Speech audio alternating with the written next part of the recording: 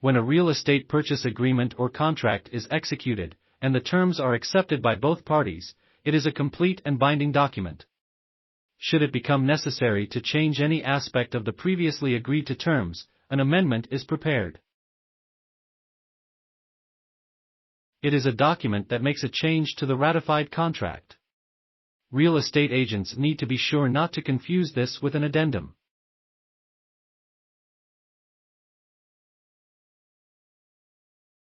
Amendments to real estate contracts. Everybody is usually pretty happy when the buyer and seller sign that purchase offer contract. The price is sealed, and it's on its way to closing.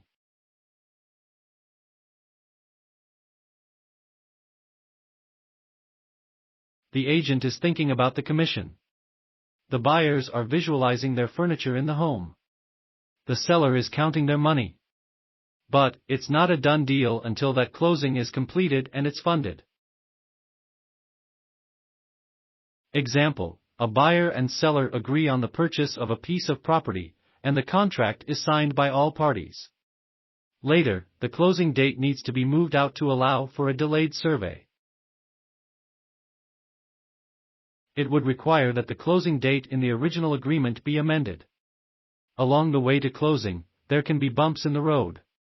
Some may be relatively minor, but others can be possible deal killers. Appraisal: the appraiser comes in with a value below the agreed-upon selling price.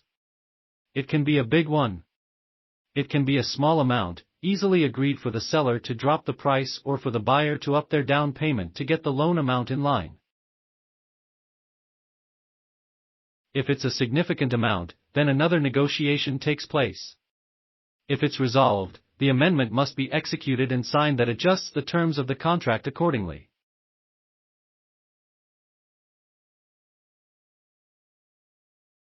Loan type: suppose the buyer had planned on purchasing the home with a conventional mortgage while putting 20% down. Now, they find that they can get an FHA loan with a lower down payment, or at least they're pretty sure they can. It's going to take longer as well. The amendment, in this case, can cover the 2 points, the change in loan type and extending the closing date out in time.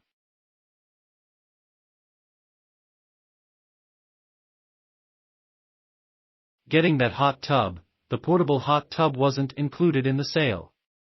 However, in the process of negotiating repairs, the buyers are willing to overlook replacing some torn window screens and a few broken window panes, but they now want that hot tub. You guessed it, it's an amendment.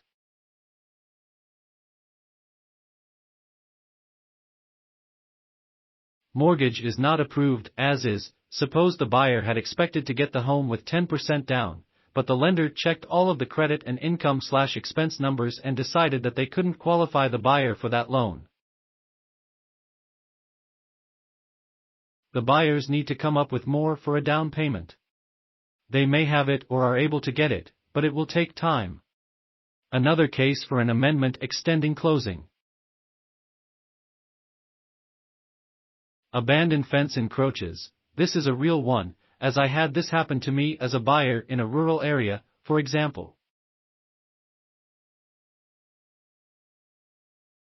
The survey turned up an old fence that was pretty much fallen down, but it was mentioned and thus became an exception to coverage in the title insurance binder.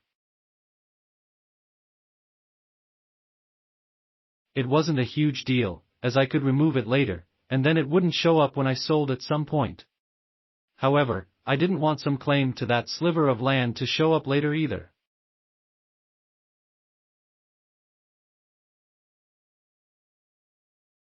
So, we did an amendment, and the seller had it removed before closing, and it was removed from the binder exceptions.